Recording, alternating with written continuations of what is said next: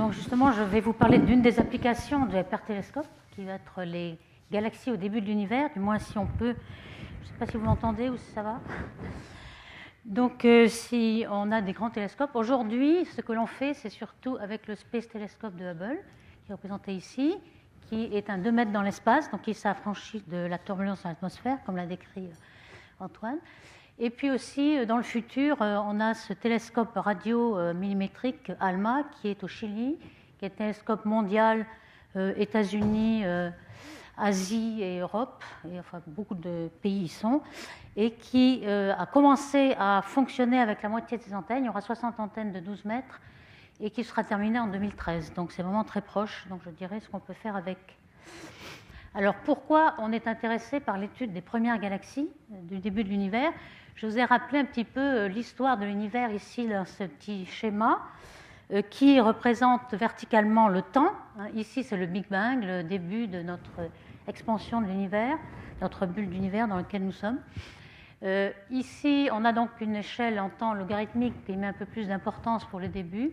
Vous avez un plasma chaud, l'univers est opaque, et ça s'arrête jusqu'à ce que l'univers, disons, le plasma se recombine en atomes d'hydrogène, on appelle ça la recombinaison, c'est environ 300-380 000 ans après le Big Bang. Et puis ensuite, vous avez ce qu'on appelle l'âge sombre, parce qu'il n'y a plus aucune lumière, les premières étoiles, les premières galaxies ne sont pas nées, et ce qui remplit l'univers, c'est l'hydrogène essentiellement. On l'appelle H1, parce que c'est la première sorte d'hydrogène, H1. Enfin, évidemment, avec un petit peu aussi de traces d'éléments qui ont été formés dans le Big Bang, qui sont les éléments légers, deutérium, hélium. L'essentiel de l'hélium qu'on voit est formé dans le Big Bang. Et puis, les premières galaxies se forment peu à peu. L'univers s'expand, mais il y a la gravité qui permet aux premières galaxies de se former, donc les premières étoiles, à peu près 500 millions d'années après le Big Bang. Et on a symbolisé dans ce cartoon ici des petites bulles jaunes, puisque les premières étoiles, c'est-à-dire les premières galaxies, en fait, vont ioniser par le rayonnement UV l'univers, et donc tout cet hydrogène qui était neutre dans l'âge sombre va devenir ionisé. Aujourd'hui, on sait qu'entre les galaxies, tout l'hydrogène est ionisé, tout ce qui est entre les galaxies. Tout ce qui est dans les galaxies est neutre, mais entre les galaxies, c'est ionisé. Donc c'est transparent, alors qu'ici, si vous avez un rayonnement, il va être absorbé par l'atome d'hydrogène pour s'ioniser. Donc vous avez un âge sombre ici, ce qu'on appelle renaissance cosmique, c'est-à-dire renaissance de la lumière.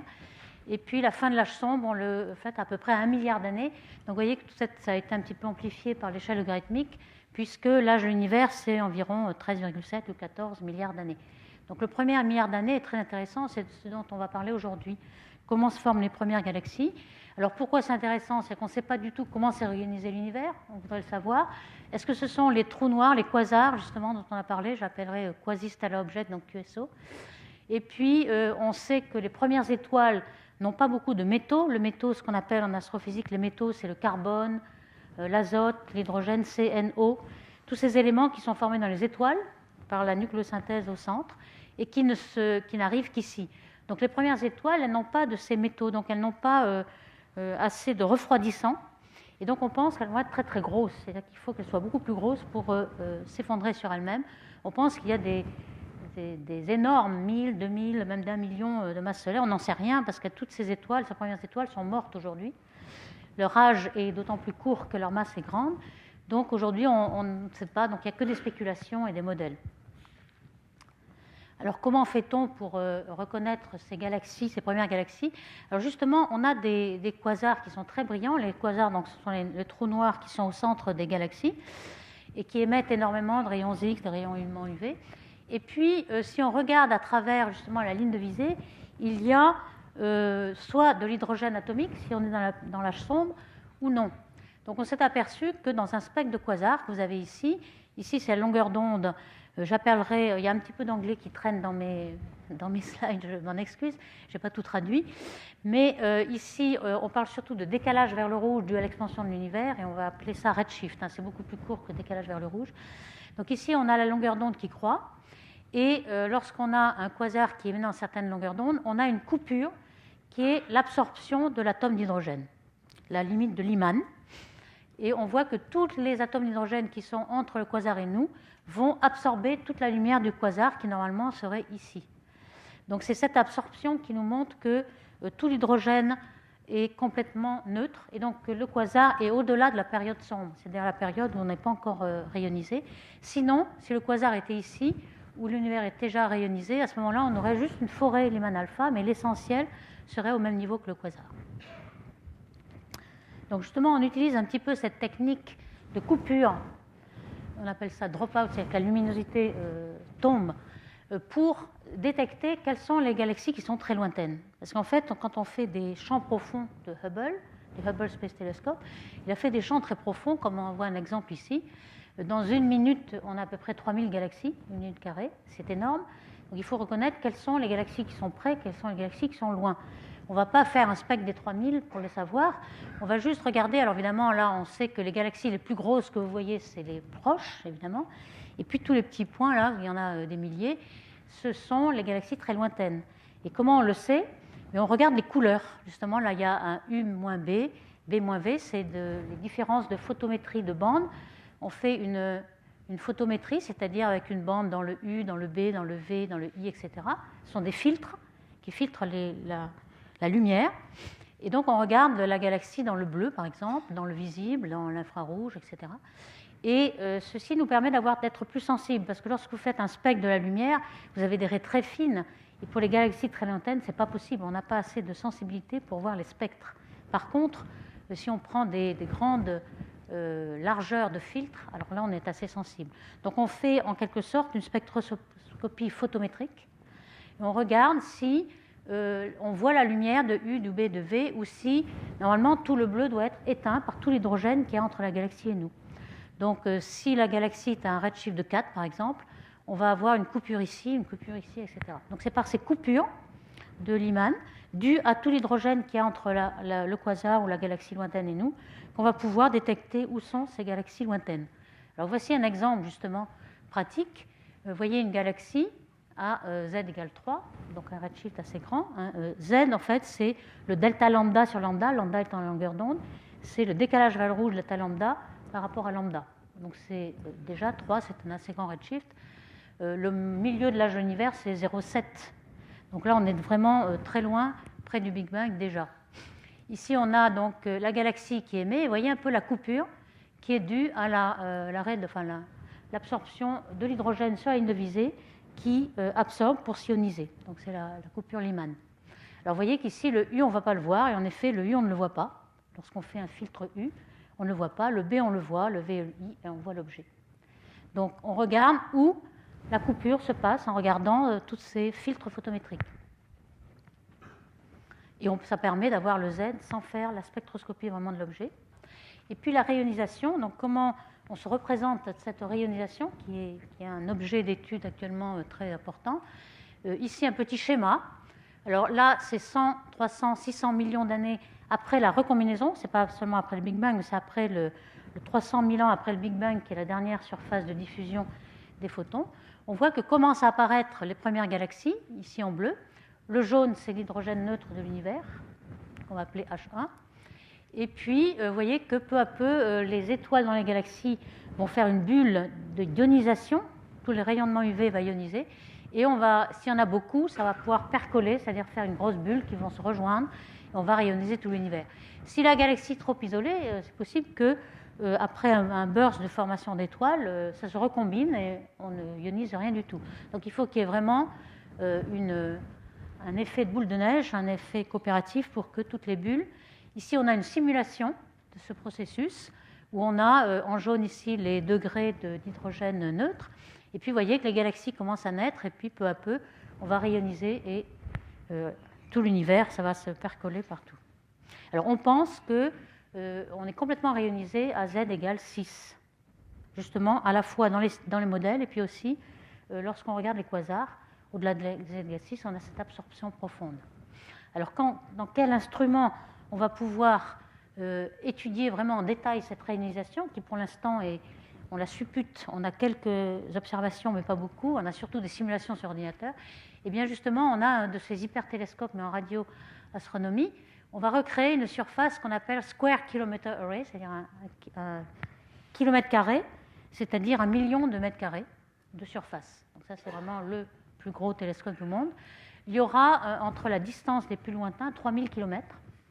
Le site va être choisi le 29 février de cette année, en fait entre l'Australie et l'Afrique du Sud.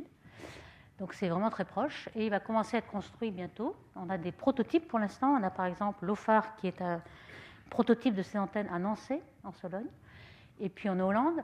Et puis on a le design, en fait le projet de ce type-là. On aura des stations qui comprendront justement de ces petits télescopes. On reconstruit donc la surface d'1 million de mètres carrés.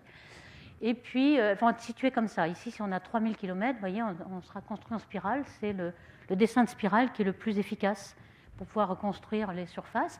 Alors, selon la longueur d'onde, ça va fonctionner dans les longueurs d'onde centimétriques, métriques, décamétriques, etc. Selon la longueur d'onde, les petits éléments individuels seront différents. Ici, on a par exemple quelque chose comme des dipôles, parce que c'est des longueurs d'onde très grandes. Et puis, en centimètres, on a plutôt des paraboles, comme vous avez l'habitude. Et elles vont être réunies dans ces grands de surface, beaucoup plus serrés dans le cœur et puis ensuite plus étalés. Alors avec ce télescope, je ne l'ai pas dit, on va détecter surtout l'arrêt à 21 cm, qui est l'arrêt fondamental de l'atome d'hydrogène, qui aujourd'hui est détecté à cette longueur d'onde-là. Mais si on veut garder à z égale 10, elle va être décalée vers le rouge jusqu'à 2 mètres de longueur d'onde. Donc c'est l'hydrogène atomique de l'univers dans la période sombre que l'on va détecter avec ce télescope, puisqu'on va le détecter soit en absorption, soit en émission, selon qu'il y ait des sources ou non. Ça, c'est très très délicat. Pour l'instant, on fait des simulations. Et on pense que bientôt, c'est-à-dire 2018-2020, lorsque les premiers télescopes arriveront, on saura le détecter. Alors je reviens aux galaxies, donc dans cette période, les premières galaxies de période sombre. Donc on a détecté quand même un certain nombre de ces galaxies par la technique de la rupture Lyman, la coupure. Et puis on commence à savoir comment ça évolue. C'est-à-dire qu'ici, on a par exemple le nombre de galaxies en fonction de leur luminosité et du volume, donc la densité volumique, en fonction de leur luminosité ou magnitude, si vous voulez. Ici, c'est les brillantes et ici les faibles. Donc évidemment, on a moins de galaxies brillantes et beaucoup plus de galaxies faibles.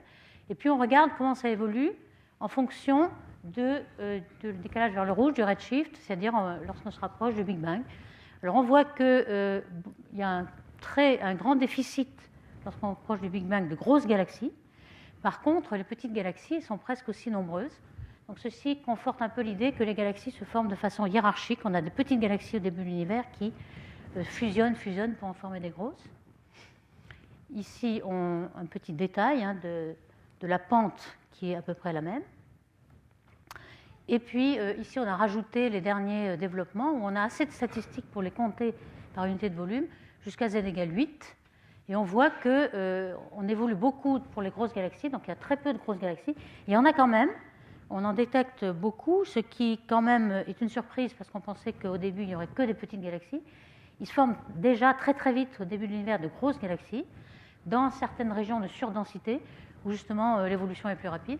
Mais pour les petites galaxies, il y en a presque autant à z égale 8 que 6.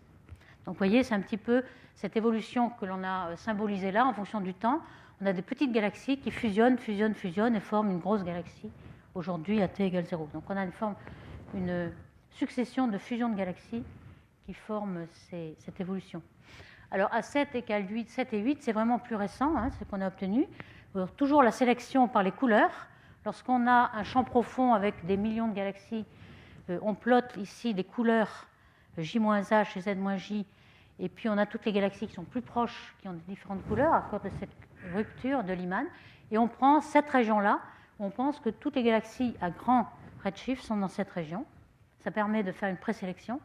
Et puis on regarde dans les divers filtres. Alors vous voyez, par exemple, ça commence à être difficile, z égale 8, on a des galaxies très faibles, mais au centre, on a un objet ici, et puis tout d'un coup, on n'a plus rien. Donc ça, c'est vraiment des objets qui ont une rupture dans le rouge, donc ils sont très très loin, très décalés vers le rouge. Donc c'est comme ça que l'on détecte. Alors avec quels instruments, donc Antoine en a déjà parlé. On a d'abord le Hubble Space Telescope qui a été récemment amélioré avec la caméra ACS3 qui a fait un bond énorme de sensibilité d'un facteur 40. Et puis il y a aussi des des imageurs, le dernier Hawkeye sur le VLT, que vous avez déjà vu, avec une très très forte sensibilité, jusqu'à 27 magnitudes, avec des champs de 8 minutes carrées, beaucoup plus grands que le Hubble, et puis aussi des champs très très grands pour essayer de récupérer le plus de galaxies possible. Alors on peut se demander aussi quelle est vraiment la première des galaxies. Est-ce qu'on peut arriver jusqu'à z égale 10 ? Oui, en fait, on pense que, sans pouvoir en être très très sûr, puisqu'on n'a pas la spectroscopie vraie, on n'a pas vraiment de raie spectrale, mais on a ce genre de rupture. Ici, cette fois-ci, c'est à 1,6 micron qu'on voit l'objet, puis tout d'un coup, on ne le voit pas. On a toujours cette rupture. Certains ont mis en cause ces découvertes de candidats à z égale 10. Il y en a 2 ou 3 ou 4, pas plus aujourd'hui.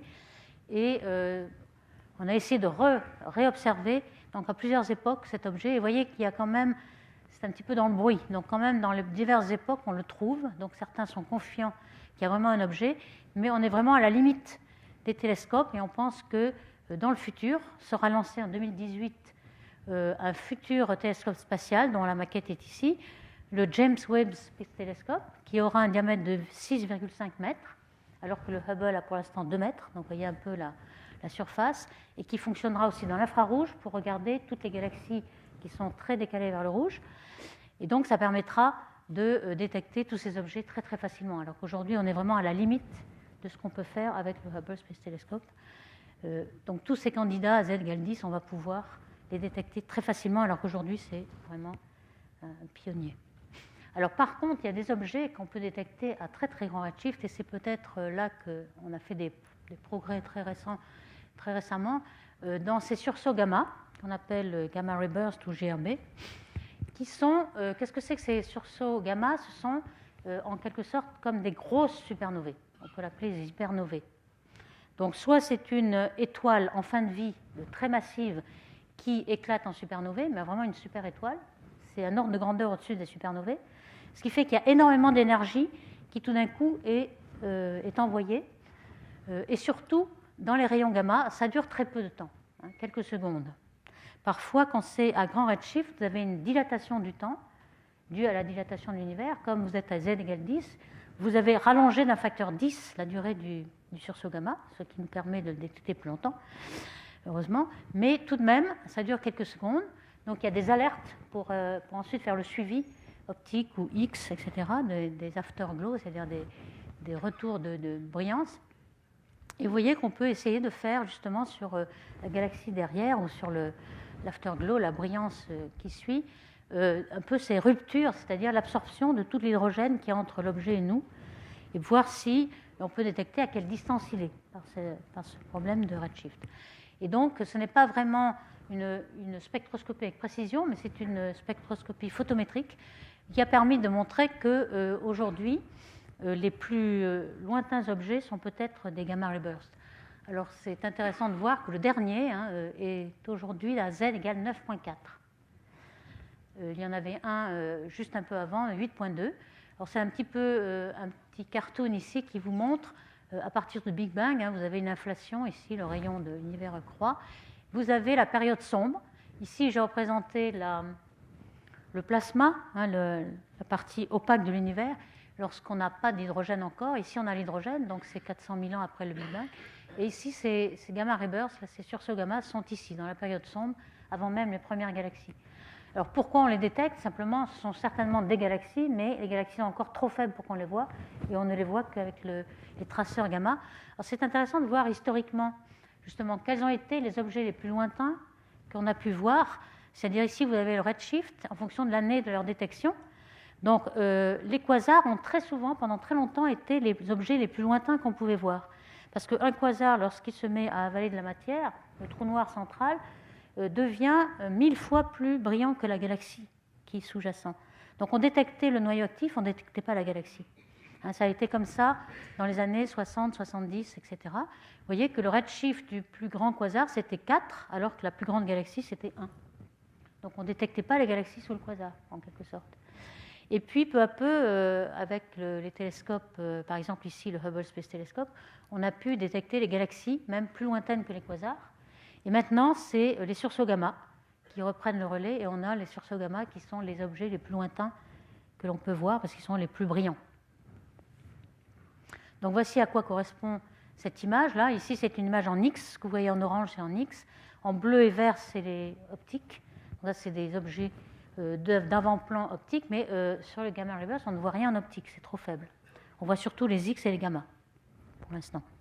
Alors peut-être avec le JWST, on verra quelque chose. Alors qu'est-ce qu'on essaie d'obtenir, évidemment, en regardant ces objets à grand redshift, c'est comment se sont formées les étoiles, justement, comment sont toutes les galaxies qui nous entourent, quand ont-elles fait leurs étoiles, l'essentiel de leurs étoiles. On sait que, par exemple, la Voie lactée, notre propre galaxie, ne forme que 2-3 étoiles par an. Or, il y a 200 milliards d'étoiles dans la Voie lactée, donc on sait qu'elles ont été formées à un moment donné. On pense que c'est dans la première moitié de l'univers que se sont formées toutes ces étoiles. L'essentiel des étoiles sont vieilles, en quelque sorte. On a pu déterminer quel était le taux de formation d'étoiles, ou alors le nombre d'étoiles en fonction du temps. Ici, on a le temps, au début et aujourd'hui. On a à peu près mesuré le nombre d'étoiles qu'il y a dans l'univers dans un certain volume de mégaparsec cube. On peut le mettre sous cette forme-là, on peut le mettre aussi sous forme de taux de formation d'étoiles par an, par mégaparsec cube, c'est par unité de volume, en fonction du temps. Ici, vous avez le temps en milliards d'années, ou bien le redshift équivalent. Alors, vous voyez que, bon, quand on le met linéaire en redshift, on voit bien que dans le temps, on n'est pas du tout linéaire. Évidemment, vous arrivez à 1 milliard d'années jusqu'à z égale 6. Et on a pu obtenir ces courbes-là. Alors, pourquoi il y a deux courbes? Il y a une courbe qui est obtenue par le rayonnement UV optique des galaxies qui forment les étoiles. C'est la courbe en bleu. Vous voyez qu'il y a un pic de formation d'étoiles à peu près à 2 ou 3 milliards d'années après le Big Bang, donc très tôt dans l'univers. Et puis ensuite, ça retombe. Donc aujourd'hui, on forme 10 à 100 fois moins d'étoiles qu'à cette époque-là. Et puis, il y a une courbe en jaune qui est la courbe qu'on corrige lorsqu'on sait que la plupart des flambées de formation d'étoiles, elles sont toujours entourées dans leur cocon de poussière, de gaz moléculaire de poussière. Et donc, on les voit en infrarouge. On ne les voit pas directement en optique parce que c'est éteint. Et donc, si on tient compte de cet infrarouge, on corrige. Et on voit qu'on peut corriger d'un gros facteur ici. Donc, on a plus de formation d'étoiles. Et cette courbe-là correspond d'ailleurs mieux au nombre d'étoiles qu'on voit aujourd'hui. Parce qu'on sait combien il y a eu d'étoiles totales, on peut les compter aujourd'hui. Donc, on sait quand est-ce qu'elles se sont formées essentiellement. On a encore quelques barres d'erreur, mais on a quand même une histoire de formation d'étoiles de l'univers. Alors, il y a quand même des problèmes. Là, j'ai l'impression de montrer que tout est connu, etc. Pas du tout. Ici, on a le taux de formation d'étoiles spécifique. Spécifique, ça veut dire par unité de masse. Plus une galaxie est grosse, plus elle forme d'étoiles. Mais quand même, plus elle est grosse, moins elle formera d'étoiles par unité de masse. Parce qu'en fait, il y a beaucoup de masses qui sont déjà présentes, des vieilles étoiles. Donc, si on regarde le taux spécifique, c'est-à-dire formation d'étoiles par unité de masse, voici ce qu'on voit en fait, ce qu'on observe. En fonction du temps ou bien du redshift ici, ça monte énormément. C'est-à-dire, autrefois, on était, pour une unité de masse donnée, on était beaucoup plus efficace pour former les étoiles, d'un grand facteur, puisque ça c'était log, donc on a ici un facteur 10. Donc ici, à z égale 1, 2, on était beaucoup plus efficace pour former les étoiles. Ça correspond à notre histoire de formation d'étoiles.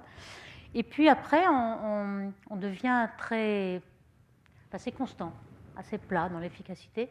Et ça, on se demande pourquoi. Alors pourquoi on s'attendrait à voir quelque chose qui continue à monter? C'est qu'au début de l'univers, dû à l'expansion de l'univers, on a des galaxies qui sont très très compactes, beaucoup plus denses. Et le temps dynamique est très court. Donc le temps de formation d'étoiles est beaucoup plus rapide. Et puis aussi, il y a beaucoup plus de gaz autrefois, puisque le gaz se transforme progressivement en étoiles. Donc au départ, on a plus de gaz, donc on devrait former plus efficacement des étoiles. Donc on s'attendrait à voir un peu des courbes comme ça, qui continuent à monter. Et là, on a un plateau, on n'a pas du tout compris pourquoi, au début de l'univers, l'efficacité n'est pas aussi grande qu'on croirait. Alors peut-être il s'agit de la métallicité dont j'ai parlé aussi, c'est-à-dire que le gaz est très peu enrichi d'éléments lourds comme le carbone, l'azote et l'oxygène, qui permettent de refroidir le gaz et de former les étoiles, donc c'est une possibilité. Mais il y a d'autres possibilités. Pour l'instant, ça c'est encore en travaux, on ne sait pas vraiment pourquoi c'est moins efficace. Alors maintenant, je vais passer à un domaine plus de l'observation du gaz, qui va être plutôt en radioastronomie. Je vais montrer un peu ce qu'on pouvait faire en optique. Et je vais vous expliquer pourquoi le domaine de millimétrique, radioastronomie millimétrique, est très important pour regarder les galaxies à grand redshift au début de l'univers.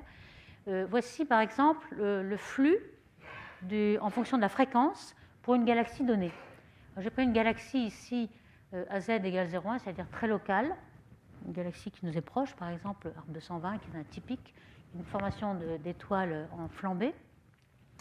Et ce qu'on voit ici, c'est que la lumière est préférentiellement émise dans l'infrarouge lointain, c'est-à-dire 100 microns de longueur d'onde. Vous voyez qu'il y a un pic à 100 microns de longueur d'onde. Le pic optique serait ici, mais serait beaucoup plus bas. C'est-à-dire qu'une galaxie typique qui a une flambée de formation d'étoiles émet la plupart de sa lumière en infrarouge lointain. Et le pic, c'est 100 microns. Donc si on espère détecter ces galaxies qui forment beaucoup d'étoiles dans le début de l'univers, c'est à ces fréquences-là qu'on va les détecter en premier. Alors vous voyez qu'on a fait un petit exercice, c'est qu'on a essayé de décaler vers le rouge ce spectre typique d'une galaxie. Et ça, ce sont les redshifts successifs, donc 0,1, 0,5, 1, 3, 5 jusqu'à 10, qu'on espère détecter. Alors quel est le premier effet de ce décalage vers le rouge? C'est de diminuer le flux total. Bien entendu, elles vont être de plus en plus faibles puisqu'elles sont de plus en plus lointaines.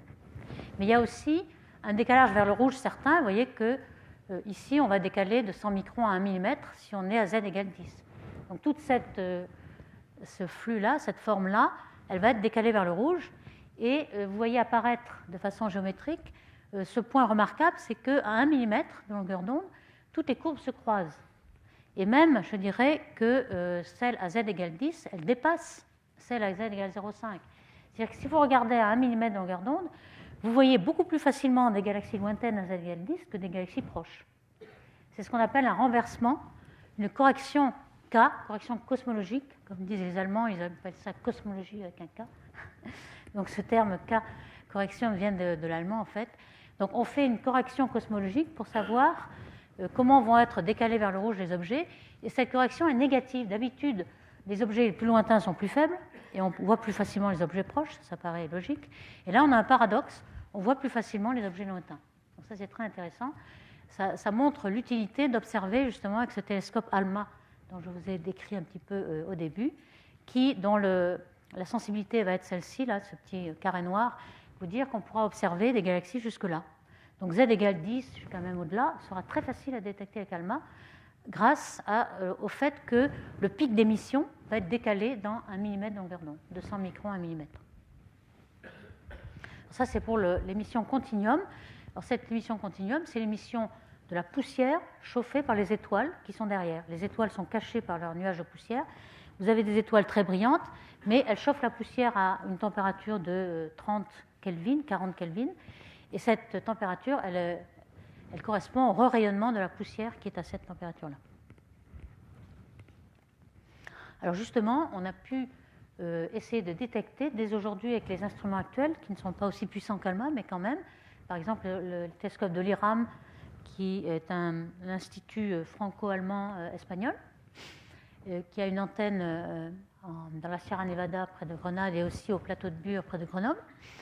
Et donc ici, vous avez le flux détecté en continuum, donc la poussière qui émet parce qu'elle est chauffée par les étoiles, avec un certain échantillon de quasars qui était à z égale 2, z égale 4, 6. Tout ça a été observé, et avec un taux de détection de 30%, ce qui était assez surprenant, parce que c'est des quasars qui vont jusqu'à z égale 6. Alors pourquoi on a pris les quasars? Parce que justement, on s'attendait quand même avec l'optique d'avoir le redshift, et donc ces objets les plus puissants. Et en fait, les quasars, ce n'est pas sûr qu'il y ait des formations d'étoiles dans les galaxies. En fait, on s'aperçoit que oui, il y a une corrélation entre le noyau actif et les formations d'étoiles. Et puis, il y a beaucoup de poussière, et ça, c'était une surprise quand même, parce qu'on pouvait se dire, il n'y a pas beaucoup de métaux, hein, on avait dit de carbone, d'azote, d'oxygène et de silicium, qui sont les grains de poussière. Et pourtant, donc à z égale 6, on a quand même assez de poussière pour pouvoir détecter ces objets. Donc ça, c'était une surprise qu'on forme la poussière très très vite par les supernovae essentiellement. Pas seulement les étoiles, au début on pensait que c'était les étoiles évoluées, comme les asymptotiques, la branche asymptotique des géantes, qui demandent des milliards d'années pour se former, mais les supernovae non, et les supernovae peuvent former de la poussière et elles se forment très très vite. Alors il y a aussi non seulement l'émission de la poussière qu'on peut détecter, mais aussi les raies moléculaires. Par exemple la raie CO, le monoxyde de carbone. Alors pourquoi le monoxyde de carbone? Parce que c'est la molécule la plus abondante après la molécule d'hydrogène elle-même, H2, hein, la HH, une molécule d'hydrogène. La molécule d'hydrogène a, hélas, le bon goût d'être symétrique, hein, H2 est symétrique, donc il n'y a pas de dipôle, elle ne rayonne pas. Donc la molécule H2, elle est invisible. Donc pour tracer le gaz moléculaire, il faut avoir recours à des molécules. La plus abondante, c'est le monoxyde de carbone dans l'espace. Vous avez H2 et puis CO, la principale. Donc CO nous sert à tracer l'hydrogène moléculaire qui est le plus abondant. Donc aujourd'hui, on a pu aller très très loin avec ces sources CO. Ça aussi, c'est une surprise. Ça a commencé dans les années 90, mais aujourd'hui, on en est presque à 100 sources détectées. Et c'est quand même difficile, parce que je vous avais dit que pour le continuum, c'est plus facile de regarder les sources lointaines que les sources proches, mais pour les raies CO, ce n'est pas vrai. Les raies CO, on a quand même les plus lointaines, sont plus difficiles à détecter que les plus proches. Donc c'est quand même très difficile. Et voici le premier exemple historique, qui était cette galaxie, qui avait le bon goût d'être amplifiée gravitationnellement par une lentille. Alors on se sert beaucoup de ces amplifications de lentilles, c'est un télescope gravitationnel, pour permettre de détecter un peu plus loin. Alors il y a aussi le fait, on est un petit peu aidé, du fait qu'il se peut qu'il y ait plus d'hydrogène moléculaire que d'hydrogène atomique en fonction du temps dans l'univers. Alors ça, on n'est pas très sûr, mais les modèles nous le disent ça. Hein. Ici, c'est un modèle qui est comparé aux observations. Alors ici, c'est en fonction du temps ou du redshift, vous avez l'abondance de l'hydrogène atomique, H1. Essentiellement, l'arrêt à 21 cm ne peut pas être détecté plus que z égale 0,1. Donc ce qu'on fait, c'est qu'on regarde l'hydrogène atomique par absorption devant les quasars, mais dans l'optique, par l'arrêt Lyman. Et à ce moment-là, on a des points qui sont assez dispersés et un modèle qui nous montre que l'abondance d'hydrogène aurait cette courbe en fonction du temps. Et puis, l'arrêt moléculaire, alors là, on n'est pas certain, ça sort vraiment des modèles, serait plus abondante au milieu de l'âge de l'univers. Au début, l'hydrogène n'est quand même pas très très dense parce que les structures ne sont pas formées, mais ici, on a un pic qui serait dû à la formation des amas de galaxies et des galaxies qui s'entrechoquent et qui formeraient beaucoup de matériaux denses. Et donc, si on fait le rapport des deux, on voit que le gaz moléculaire sur le gaz H1 aurait une courbe comme ça en fonction du temps, c'est-à-dire que ça ne fait que décroître. Donc, si on regarde dans le temps, en fonction du temps, on va avoir plus de gaz moléculaire que de gaz atomique. Donc, ça favorise nos recherches de gaz moléculaire. Alors, quand on regarde un petit peu les galaxies qui ont été détectées dans les raies moléculaires, donc pour savoir quel est le contenu moléculaire des galaxies, ici, on a la luminosité du monoxyde de carbone, c'est-à-dire en gros le contenu moléculaire d'une galaxie. Et ici, on a la luminosité en infrarouge lointain, le pic de luminosité de la poussière, qui nous donne un petit peu une idée du taux de formation d'étoiles de ces galaxies. Donc on le prend comme traceur du taux de formation d'étoiles. On voit qu'il y a une très très bonne corrélation entre cette luminosité infrarouge, traceur de formation d'étoiles, et le gaz. Alors ça, ce qui est surprenant, c'est que c'est valable aussi pour les quasars. Les quasars qui normalement sont des noyaux actifs, et on aurait pu penser que c'était surtout le noyau qui émettait de la lumière et pas forcément la galaxie. Et cette corrélation nous dit qu'il y a une très très bonne association entre la formation d'étoiles et les noyaux actifs. C'est-à-dire que dès que vous avez du gaz qui arrive dans une galaxie, il va à la fois alimenter la formation d'étoiles et puis alimenter le noyau central. On a les deux à la fois. Alors quelques exemples de galaxies que l'on a détectées dans le gaz moléculaire à Z supérieur à 4, donc très très loin. En général, c'est par biais de sélection des objets qui ont été amplifiés par lentille gravitationnelle. Ici, vous avez comme un anneau d'Einstein. Lorsque vous avez une lentille, c'est-à-dire une galaxie devant, d'avant-plan, puis une galaxie très lointaine, et que ces deux galaxies sont alignées, les images gravitationnelles qui sont formées dans la lentille forment presque un anneau dû à la symétrie de l'alignement. Je vais vous montrer quelques petits diagrammes de lentilles tout à l'heure. Vous voyez un petit peu les redshifts qui sont détectés. Il y a à peu près 6 quasars à z égale 6 qui sont détectés dans cette molécule. Donc ça commence à être assez intéressant pour savoir comment se forment les étoiles et avec quelle efficacité. Un des plus grands quasars à z égale 6,4, c'est celui-ci. Vous voyez l'objet qui est un petit peu rouge au milieu, là, qui est le quasar à z égale 6, qui a une rupture de Lyman très grande, qui montre que on est vraiment dans l'âge sombre, c'est-à-dire qu'il y a beaucoup d'hydrogène neutre sur la ligne de visée qui absorbe complètement la luminosité du quasar au-delà de la rupture de Lyman. Donc ça, c'est vraiment une preuve que l'on a dépassé l'âge sombre, que sans doute la réionisation n'arrive pas avant Z égale 6. Et puis on a des masses de poussière et des masses de gaz énormes. Donc masse de poussière, en général, vous avez un rapport 1000 avec la masse de gaz, donc ça vous ferait 10 puissance 11 de masse de gaz, ce qui doit être comparé à la masse de gaz qui est dans la Voie lactée, qui est quelque 10 puissance 9. Donc vous avez 100 fois plus de gaz que dans la Voie lactée, dans ce genre de galaxies. C'est pour ça qu'on arrive à les détecter. Et puis vous avez un trou noir dont la masse est assez élevée. Et ça, je vais le dire de plus en plus, je vais montrer plusieurs exemples, où on trouve que la masse du trou noir, par rapport à la masse de la galaxie, est plus forte autrefois qu'aujourd'hui. C'est-à-dire qu'il semblerait que les trous noirs se forment plus vite au début de la galaxie. Alors, le trou noir le plus lointain aujourd'hui, c'est à Z égale 7.1, trouvé l'an dernier par Mortlock et ses collaborateurs. Il y a des exemples qui sont très jolis, comme vous voyez ce quasar qui a été appelé trèfle à 4 feuilles, ou cloverleaf en anglais. Pourquoi ? Parce que simplement, on a 4 images du quasar. Ici, c'est une image du Hubble Space Telescope en rouge. On voit très bien les 4 images, elles sont très symétriques, donc c'est vraiment le... Alors que se passe-t-il ? Vous avez aussi le télescope en X-ray Chandra qui a observé ça. La galaxie lentille est d'avant-plan et puis le quasar est ici. La source est ici. Le rayon lumineux est dévié par la lentille et donc vous prolongez les rayons lumineux qui arrivent dans votre œil pour voir où est l'image. Et l'image, il y en a une ici, une ici, une ici. Et donc voici ce que voit le télescope Chandra. Il voit 4 images qui correspondent bien aux 4 images vues par le Hubble Space Telescope en visible. On voit les rayons X parce que c'est un quasar et le quasar émet en rayons X au centre. Donc on voit 4 images. Et puis avec le télescope donc, de l'IRAM du plateau de Bure, qui est pour l'instant 6 antennes de 15 mètres près de Grenoble, sur ce plateau de Bure, près de Gap, qui est le plus grand télescope millimétrique au monde aujourd'hui, qui va être dépassé par ALMA, mais pour l'instant c'est encore le plus grand. Et qu'est-ce qu'on voit ? On voit la raie moléculaire CO7,6. Alors CO, c'est une molécule qui émet en raie de rotation. Donc vous avez des niveaux, comme une échelle de niveaux. Le premier étant 1, 0, etc. Vous avez jusqu'au 7,6. Ce qui est intéressant, ça veut dire qu'il est très excité. La molécule est excitée, sans doute due au quasar. Et vous voyez très bien, parce qu'avec cet interféromètre, on a une résolution qui est pratiquement celle de Chandra. Chandra a une résolution de 0,5 à 1 seconde. C'est encore mieux que l'optique.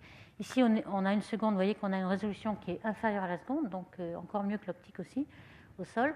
Et on peut résoudre les 4 images, comme le HST, avec le radio interféromètre. Alors, on a aussi observé du gaz de très très haute densité, pas seulement le monoxyde de carbone CO, mais aussi la molécule comme HCN ou même HCO+. Ça, c'est des molécules qui se voient très près du Big Bang, donc à Z égale 6, et qui nous tracent le gaz très dense. Parce que la molécule HCN, c'est une molécule qui a un dipôle très élevé. Donc, pour être excité, il faut une densité très grande d'hydrogène moléculaire. Donc de 10 puissance 5 à 10 puissance 10 particules par centimètre cube, un peu comme dans Orion. Vous avez dans la nébuleuse d'Orion des cœurs denses qui sont à 10 puissance 10 particules par centimètre cube, et donc qui sont tracés par cette molécule. Et dans les galaxies proches, on a une très très bonne corrélation entre le taux de formation d'étoiles et l'abondance de cette molécule HCN. Donc c'était intéressant de voir pour les galaxies à grand redshift si on pouvait le détecter. Et en effet, par exemple, on a détecté, ça c'est la raie d'HCO+, les contours sur les 4 images de CO que je vous ai déjà montrées, et ici HCN, sur le trèfle à 4 feuilles. Donc on a pu détecter donc là, dans ce quasar à grand redshift ces molécules.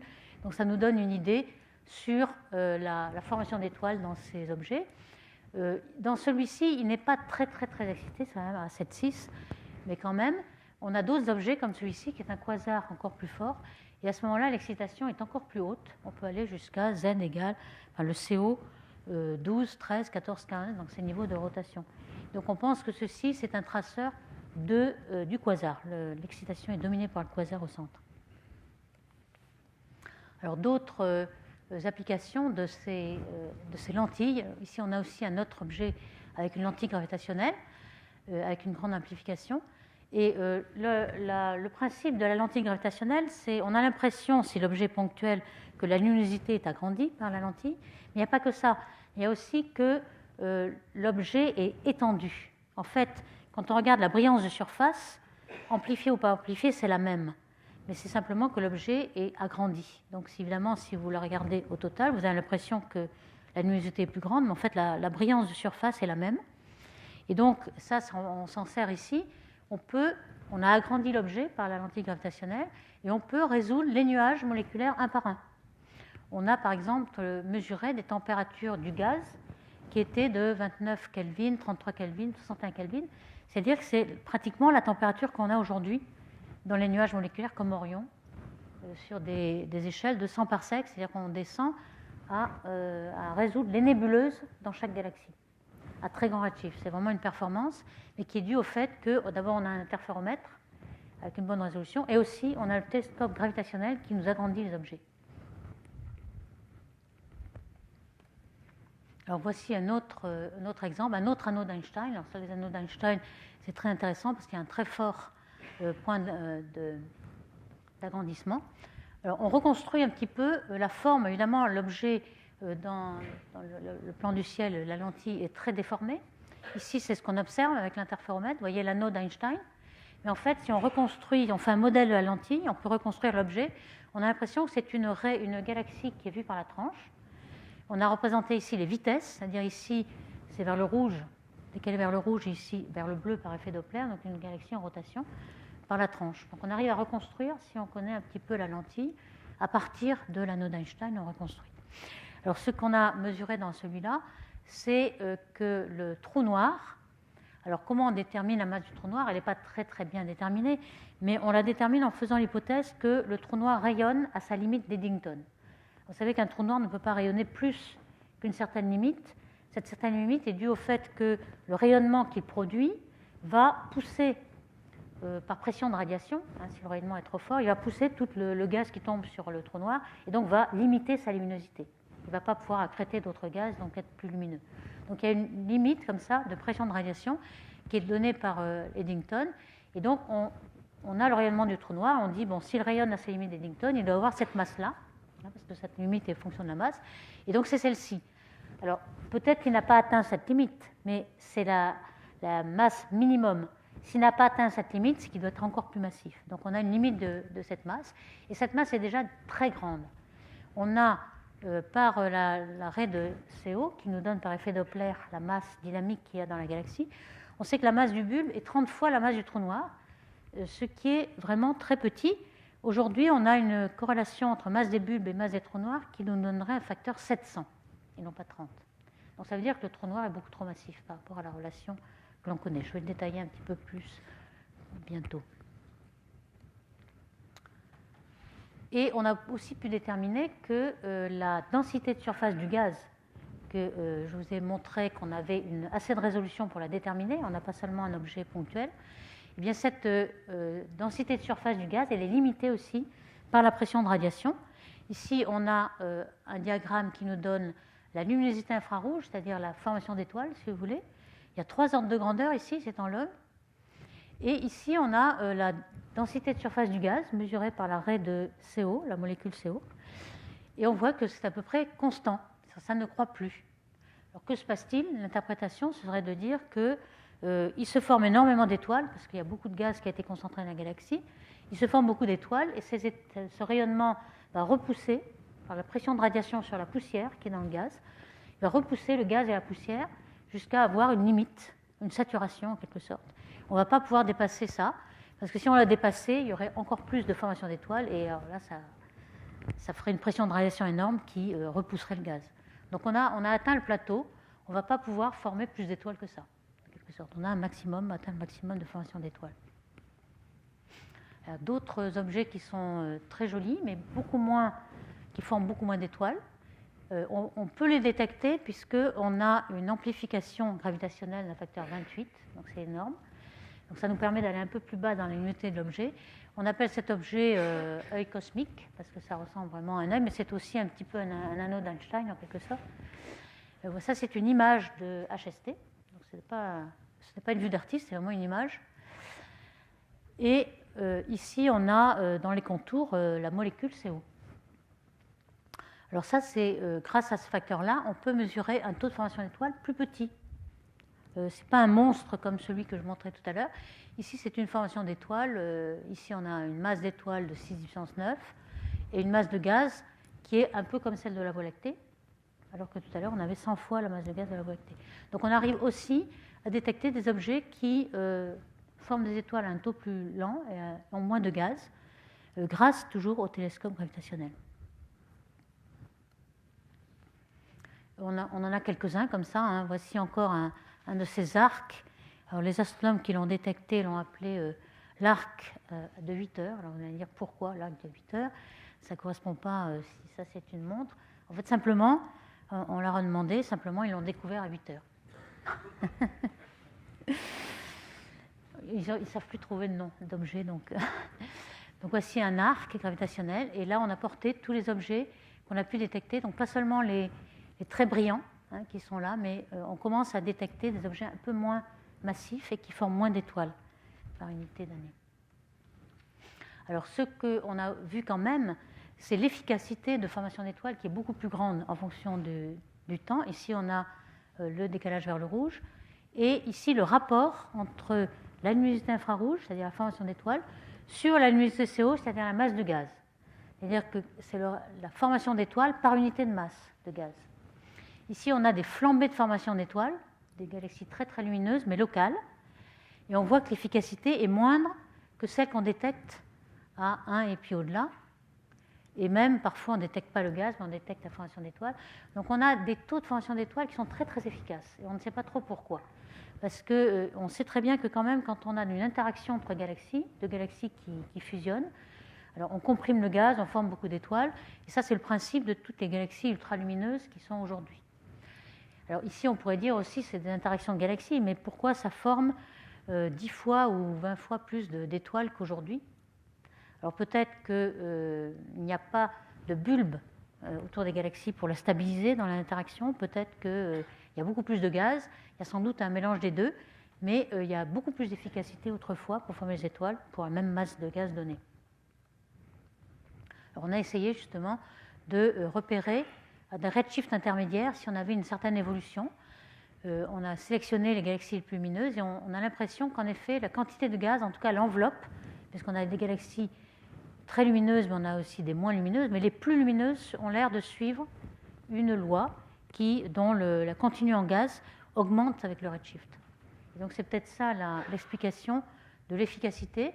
Quand on regarde le rapport formation d'étoiles sur masse de gaz, c'est-à-dire l'efficacité de formation d'étoiles, qu'on appelle Star Formation Efficiency dans le jargon du domaine, à ce moment-là, on a l'impression que, en effet, ça suit une enveloppe en maximum. Il ne faut pas regarder le minimum, un minimum, on l'a toujours, mais en maximum, on a une courbe qui suit l'évolution de la formation d'étoiles en fonction du redshift ou du temps. Alors, ces petits objets qui forment beaucoup d'étoiles, ce sont des objets difficiles à voir dans la morphologie. On ne sait pas vraiment si ce sont des interactions de galaxies, peut-être parce qu'ils sont déformés, mais on ne sait pas toujours. Alors, il n'y a pas que des galaxies qui forment beaucoup d'étoiles. Certains ont sélectionné leurs galaxies par d'autres couleurs et ont porté, ici toujours le même diagramme, formation d'étoiles et gaz, contenu en gaz. Donc ce qu'on avait vu, c'était cette courbe-là que je vous ai déjà montrée. Et puis une certaine catégorie de galaxies a quand même, pour une certaine formation d'étoiles, plus de gaz. Donc quelque chose qui serait quand même moins efficace. Donc l'efficacité maximum, c'est comme une enveloppe. Et puis il y a quand même toute une catégorie de galaxies qui sont peu efficaces. Peut-être que c'est les mêmes galaxies qui sont dans une autre phase d'évolution. Donc dans une certaine phase, il y aurait beaucoup de gaz, mais pas de formation d'étoiles. Puis tout d'un coup, il y aurait un élément déclencheur qui déclencherait une flambée. Donc on ne sait pas trop ce qui déclenche ces flambées. Mais par exemple, ici, dans l'efficacité, vous voyez que l'efficacité normale serait là. Et puis on a des exceptions comme ça, qui ont beaucoup de gaz, mais pas beaucoup de formation d'étoiles. Alors ces galaxies qui sont des exceptions, elles ne sont très peu excitées. Et ça, on peut le comprendre, c'est-à-dire, je vous ai parlé du niveau de rotation de la molécule CO ou d'autres molécules, qui vous donne une petite idée de l'excitation du gaz. Est-ce que le gaz est très chaud ou il n'est pas chaud? Et donc ici, on a plusieurs courbes qui représentent, par exemple, la première, c'est la Voie lactée, la nôtre, très peu excitées, parce qu'elles forment très peu d'étoiles, 3 étoiles par an. On a des galaxies en interaction, qui sont les antennes qui ont des queues de marée. Et on a cette courbe-là, donc moyennement excitée, et puis jusqu'au trèfle à 4 feuilles ici, qui est très excité, parce qu'il y a formation de flambée de formation d'étoiles, etc. Donc vous voyez qu'on a tous les degrés d'excitation selon ce qui chauffe le CO et la poussière. Et puis celles qui sont dans un état un petit peu plus stable, beaucoup de gaz sans formation d'étoiles, elles ont toujours une excitation très faible, c'est-à-dire qu'on a un pic d'émission pour des faibles niveaux de rotation des molécules. Donc ces molécules sont très utiles comme outil, ça permet d'avoir non seulement la quantité de gaz, mais aussi l'excitation du gaz. Et on a par exemple des galaxies qui ont été détectées, un grand nombre cette fois-ci, c'est un petit peu plus facile de détecter à 1 et 2, mais ça permet de voir l'évolution en fonction de redshift. On voit des galaxies qui ont été détectées en CO3 à 2 par exemple, c'est l'émission en rouge. En bleu, vous avez l'image du HST derrière. Et vous voyez que vous avez une galaxie qui paraît un petit peu transformée, enfin un petit peu perturbée, mais quand on regarde les vitesses, on a le redshift et le blueshift par effet Doppler, elles sont en rotation. Elles ne sont pas très très perturbées, c'est-à-dire que ce n'est pas vraiment des interactions entre galaxies qui sont très très très perturbées. Ici, on a plutôt un disque en rotation. Donc ces galaxies-là forment beaucoup d'étoiles, mais on n'a pas d'éléments déclencheurs. Alors ce qu'on voit quand même, c'est que le contenu en gaz est très important. Si on fait le rapport entre masse du gaz sur masse totale, dans la Voie lactée, c'est 5% de gaz. Ici, c'est 34% pour Z égale 1 et 44% pour Z égale 2. La moitié de la masse est en gaz. Donc ça peut expliquer qu'on forme beaucoup plus d'étoiles qu'aujourd'hui. Et on a ainsi des évolutions. Bon, ça devient peut-être un petit peu plus technique, donc je vais passer très vite. C'est-à-dire que ces galaxies-là, c'est en bleu et vert, elles suivent une certaine évolution de taux de formation d'étoiles qui va très très vite en fonction du redshift, comme une puissance 3 pratiquement du redshift. Donc on a une grande évolution en fonction du redshift.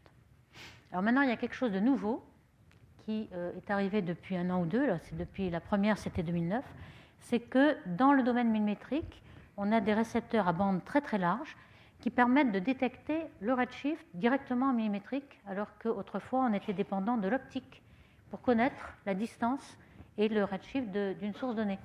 Alors ça va être révolutionnaire puisqu'il y a des tas de sources qu'on peut détecter en millimétrique à grand Z, mais qu'on ne sait pas à quelle distance ils sont. On est obligé de les voir en optique. Or, en optique, ils sont trop faibles pour les voir.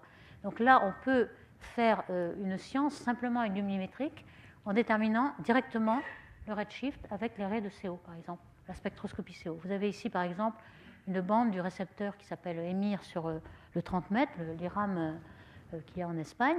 Et vous voyez une très grande bande et on a à chaque fois une raie de CO qui est la détection de la molécule à cette redshift-là. Alors on ne sait pas quel est le niveau de la molécule, mais on peut faire des hypothèses et ensuite aller regarder dans une autre bande pour voir si l'autre raie de CO, comme il y a une dizaine de raies de CO, ça vous permet de savoir quel est le redshift avec grande précision.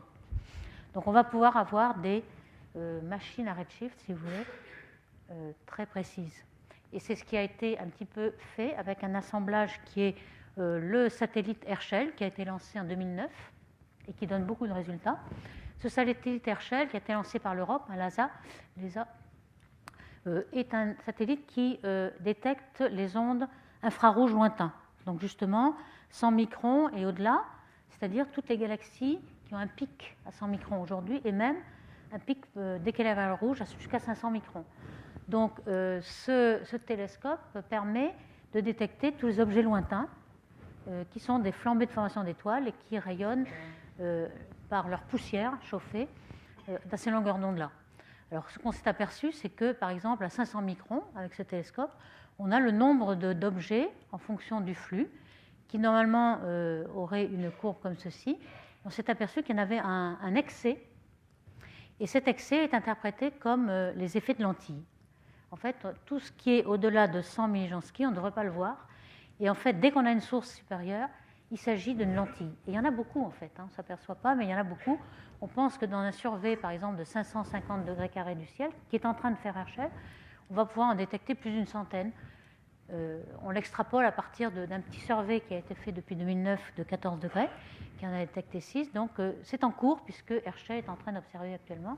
Il a encore pour 1 an ou 2 de fonctionnement. Après, on n'aura plus assez d'hélium pour refroidir le détecteur, mais il va encore fonctionner. On espère avoir tous ces objets. Donc ces objets sont très intéressants parce que c'est justement ces objets à grand redshift qui vont être très amplifiés. Alors, il y en a quelques-uns qui ont été détectés. Par exemple celui-ci. Alors à chaque fois, on voit le flux de l'objet très lointain, qui a un pic dans l'infrarouge, et puis la lentille. La lentille, c'est ce qui est en bleu. C'est l'objet qui est devant et qui, évidemment, n'a pas le même décalage vers le rouge. Donc à chaque fois, vous voyez l'objet lointain et sa lentille devant qui amplifie. Et puis, avec des télescopes, il n'y a pas que celui de l'IRAM qui est une machine à redshift.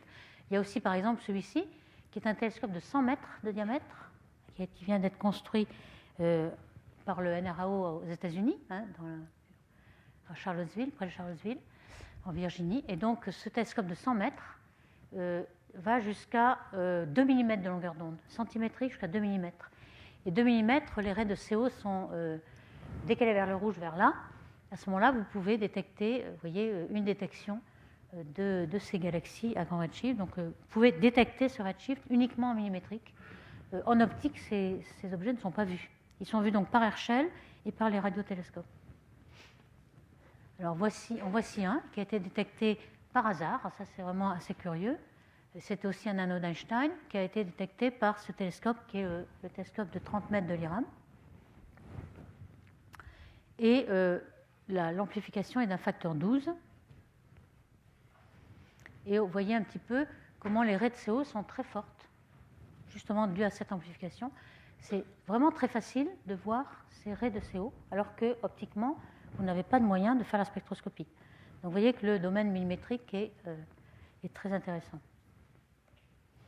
Et puis, on utilise beaucoup, comme je vous l'ai dit, ce télescope gravitationnel, et jusqu'au point où on pointe les amas de galaxies. Parce que les amas de galaxies, on est sûr de trouver des lentilles. On ne sait pas si on regarde une galaxie particulièrement, il faut beaucoup de hasard pour trouver une galaxie devant. Mais vous voyez qu'ici, vous avez un bel exemple d'un amas de galaxies. Vous avez une galaxie centrale d'amas et beaucoup de galaxies d'amas. Et puis tous ces arcs, ce sont des galaxies de fond qui sont déformées par l'amas de galaxies qui fait lentille devant. Donc on est sûr, à tous les amas massifs de galaxies, on est sûr de trouver des tas de galaxies derrière qui sont amplifiées. Vous voyez que les couleurs sont très différentes parce que ce sont des galaxies derrière. Donc on a fait un survey avec le satellite Herschel d'une centaine d'amas massifs, donc pour se servir de ce télescope gravitationnel. Et on a commencé à détecter, par exemple, des objets comme ceux-ci, qui sont aussi des lentilles gravitationnelles, où vous voyez toutes les images allongées là-dessus, et vous voyez les nuages moléculaires, un par un, qui sont résolus dans la galaxie. Donc ça vous montre comment on étale, et puis avec les raies de CO qui sont énormes. Alors là, c'est une représentation de la taille de ces nuages moléculaires par rapport à la taille en parsec. Hein. Donc on résout des parsecs dans ces galaxies à grand redshift. Donc un parsec, c'est 3 années-lumière, donc c'est très petit par rapport à une galaxie qui fait 10 ou 20 kiloparsecs. Et puis un autre exemple, très récent, hein, qu'on vient de découvrir, donc toujours découvert par Herschel d'abord, à 500 microns, et ensuite on regarde. Alors ici, on avait fait une image avec le Subaru, on a fait une image, le spectre de la lentille devant avec le Keck, mais même le Keck ne voit pas l'objet derrière. Il ne voit que l'objet de la lentille. Ici, vous avez la lentille, c'est ça, hein, ces objets optiques qui sont d'avant-plan, qui sont dans l'amas qu'on a regardé. Et l'objet lointain, c'est les contours d'Herschel, les contours millimétriques. On ne voit rien en optique. Donc c'est vraiment le règne du millimétrique. On voit énormément de raies, très facile à voir. On voit les raies de CO, on voit les raies de H2O, l'eau, on voit les raies de C1, l'atome de carbone, on voit les raies de N2, enfin beaucoup de raies. Hein, tout n'est pas encore détecté, alors qu'en optique, on ne voit rien du tout. Alors, d'autres raies, donc je passerai sur toutes ces raies, hein, c'est assez intéressant, mais je vois que le temps court, donc je vais passer très vite maintenant. Je voudrais donner 2 points, en fait, 2 derniers points avant de finir. C'est un des avantages, c'est aussi de regarder si vous avez des structures, des grandes structures au début de l'univers. Ça, c'est un point très intéressant que cherchent les astronomes, de savoir si toutes vos galaxies millimétriques forment des filaments cosmiques. Et on commence à trouver ça, que les galaxies millimétriques, qu'on appelle submillimétriques galaxies, un jargon SMG toujours pour appeler ces nouveaux objets galaxies millimétriques, et on voit qu'elles forment des filaments. Et par exemple, j'ai un exemple ici qui représentait toutes les galaxies millimétriques détectées sont les points jaunes, et en bleu, vous avez les petites galaxies détectées par les Lyman alpha, émetteurs de Lyman alpha. Vous voyez que les galaxies millimétriques suivent les filaments cosmiques. Donc on pense que ces galaxies millimétriques sont un traceur des grandes structures et des amas massifs. Donc là, je passe. Et le dernier point dont j'aimerais parler, c'est justement ces trous noirs. Donc je vous ai dit un petit peu au fil de l'exposé qu'on trouvait dans ces galaxies à grand redshift un trou noir beaucoup trop massif. Alors ça, c'est relatif à la relation que l'on connaît à bas redshift entre la masse du bulbe et la masse du trou noir pour une galaxie donnée. Ce petit cartoon là vous donne l'information que ce qui compte, c'est la masse du bulbe et non pas seulement la masse du disque. Dans la Voie lactée, par exemple, on est à peu près là. On a un très petit bulbe et le trou noir dans la Voie lactée, il fait que 4 millions de masses solaires, alors que normalement, ici, on a 9 milliards de masses solaires. Donc il faut avoir un gros bulbe pour avoir un gros trou noir. On a un rapport 1000 entre ces deux-là. Le disque n'y fait rien, c'est vraiment le bulbe. Donc les formations d'étoiles dans le bulbe. Alors, que trouve-t-on à grand redshift? Alors, soit c'est la masse du bulbe, soit c'est la dispersion de vitesse du bulbe, mais c'est à peu près la même chose. Donc ici, on a la masse du bulbe et la masse du trou noir. La relation habituelle que je vous ai montrée. Et puis là, tous ces objets à grand redshift, on les voit ici. C'est-à-dire qu'ils ont une masse de trou noir beaucoup trop grande. Alors, s'il y en avait un, on pourrait se dire, bon, c'est une exception à la relation, mais là, on commence à en avoir un certain nombre. Et on commence à se dire que, bon, peut-être, en effet, la masse du trou noir est plus grosse par rapport à la masse du bulbe que ce qu'on connaît à bas redshift. Alors, pourquoi? On ne sait encore très peu. Là, je passe parce que c'est encore la confirmation qu'on trouvait beaucoup de masse. Mais je m'arrête un petit peu là-dessus, puisque là, c'est la relation donc, ordinaire, masse du bulbe et masse du trou noir. Et récemment, on a trouvé des objets qui étaient aussi en exception, mais à bas redshift, localement. On a trouvé 2 objets qui ont une masse de trou noir 10 fois supérieure à la moyenne. Et alors, quels sont ces objets? En fait, ce sont toujours des galaxies centrales d'amas. Ce qu'on appelle des galaxies cannibales qui mangent toutes les galaxies dans un amas au centre. Alors, on peut subodorer et faire des hypothèses. Pourquoi ces galaxies? Alors, pourquoi en fait on a une relation comme celle-ci? C'est qu'à chaque fois que vous avalez du gaz, vous formez à la fois des étoiles, et puis une petite partie du gaz, 1/1000, va alimenter le trou noir. Et en fait, on a toujours les deux. Dès qu'on a fait arriver du gaz, on ne peut pas empêcher la formation d'étoiles. Donc pourquoi ces galaxies feraient croître leur trou noir plus vite que leurs étoiles? On pense que c'est comme elles sont au centre des amas. Au centre des amas, vous avez beaucoup de gaz chaud, qui est vu en rayons X, et qui forment des flots de refroidissement vers le centre. Donc on pense que ce gaz chaud va tomber sur le trou noir direct, sans former des étoiles, parce qu'il est très chaud. Et ça, ce n'est valable que dans les amas de galaxies qui ont chauffé, par interaction entre diverses galaxies, ont chauffé leur gaz à des millions de degrés. Alors que dans une galaxie isolée, quand vous n'êtes pas au centre de l'amas, eh bien, le gaz tombe froid et il forme fatalement des étoiles avant de former le trou noir. Donc on a cette succession. Donc il est possible que cette exception-là ne soit due qu'à des amas de galaxies, et peut-être qu'à grand redshift, on est tombé sur les galaxies qui sont les centrales d'amas, et c'est peut-être cette hypothèse-là qui pourrait expliquer cette exception. Ok, je vais en terminer là. Donc les perspectives sont très, très belles avec tous les télescopes, donc les hypertélescopes dont a parlé Antoine aussi, le super télescope James Webb dans l'espace, et puis ALMA, on va pouvoir déterminer beaucoup mieux cette histoire de formation d'étoiles et puis aussi l'efficacité. Je m'arrêterai là. Merci si vous avez des questions.